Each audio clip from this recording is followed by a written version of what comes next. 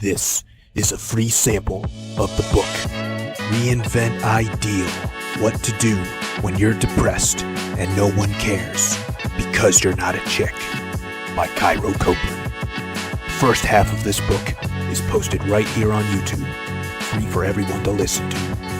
If you like this content and want to hear or read the rest, or want to listen to it free of ads, visit reinventideal.com/ideal.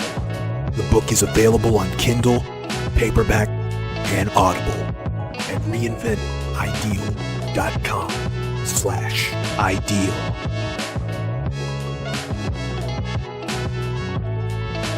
Chapter 8. I'm not a creep if I'm hot.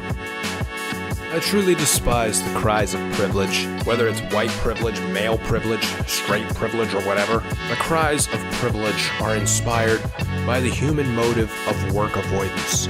If we can easily dismiss the success of others to hide the embarrassment of our own failures by claiming they have privilege, we've made a case to excuse ourselves from hard work. But there is one class of privilege that can't be denied: beauty privilege. How often have you seen incredibly stupid people get promoted to jobs they don't deserve just because they're pretty?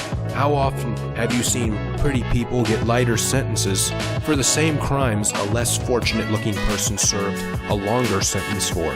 And who do you think is going to have an easier time, and by effect an easier life, selling pictures of themselves on OnlyFans? It's very clear that sometimes sexiness works in your favor. Deborah Rogue writes in her book, The Beauty Bias, of a penalty for being plain.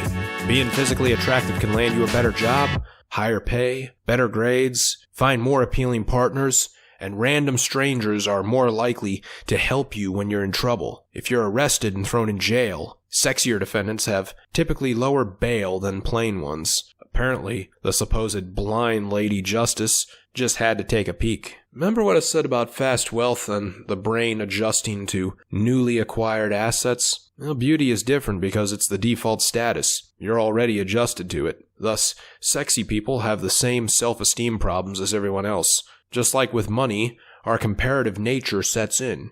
So you're better looking than all of your friends. You don't compare yourself to them. You compare yourself to the models in the media, against whom you'll always lose. They have the distinct advantage of a makeup pit crew and Photoshop editors. Think back to your own personal experiences in high school, or perhaps a job where most of your coworkers were in high school. Was it not the attractive people that had the most rumors roaming around about them? Here's a scenario. There's this hot girl in school. The geeky dudes gather around and talk about how much they'd like to do her. The douchebag hears them and taunts them, saying, "Hey, I did her." He really didn't, but he just wanted to mark his territory like a wolf. What he said spreads around.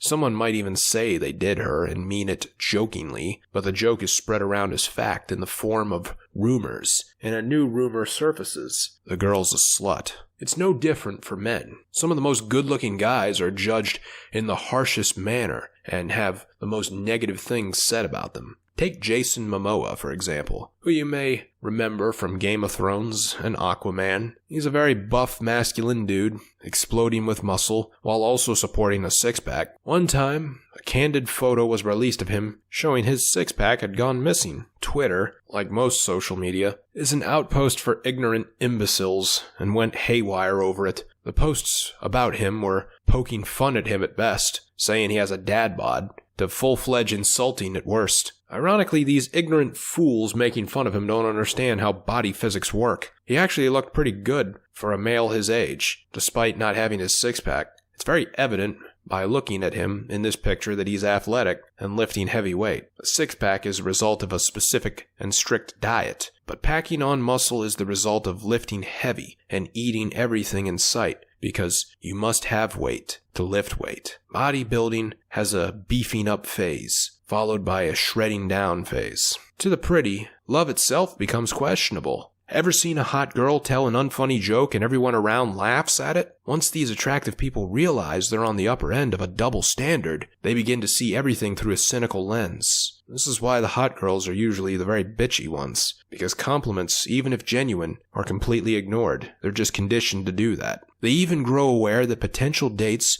are using tactics of questionable veracity. It's hard to enjoy a date when all you can think about is that other person is just trying to get into your pants. It's not as advantageous as you think it is.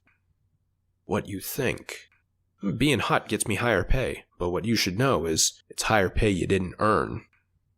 You may think being hot gets you better grades. What you should know is those are higher grades you also don't earn, but you do earn your old wrinkly professor fantasizing about you at night.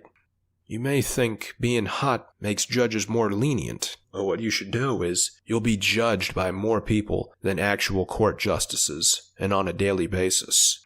What you think being hot may help you find a rich partner, but you should know the trade is basically money for sex. What is that now? Oh, right, the world's oldest profession. What you think is that being hot means people will help you in times of need, but what you should know is don't think for a second that they don't expect a thing in return. Many guys, particularly the black pill types, falsely believe that their looks are all that matters to a woman, often called the looks maxers. They think they could do anything and not be considered creepy if they were hot. But this is the furthest thing from the truth.